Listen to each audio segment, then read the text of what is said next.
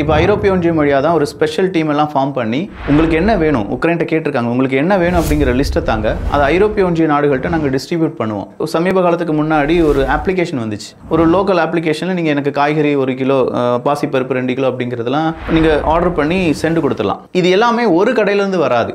ABCD ஏலேருந்து கடலைப்பருப்பு வாங்குவார், பியிலேருந்து காய்கறியை வாங்குவார், சியில் வந்து அவங்களுக்கு தேவையான ஃப்ரூட்ஸ் எல்லாம் வாங்குவார், டியில் வந்து டெலிவரி பண்ணுவார். அப்போ இப்படி ஒரு 3 இடத்துலேருந்து வாங்குறதுனால விலை குறைவாக எந்த இடத்துல கிடைக்குதோ அந்த இடத்துலேருந்து இந்த பொருட்களை வாங்கிட்டு வரும்போது கஸ்டமர்ஸ்க்கு லாபம் அப்படிங்கிறது கிடைக்கும்னு சொல்கிற ஒரு அப்ளிகேஷனை டிசைன் பண்ணியிருந்தாங்க.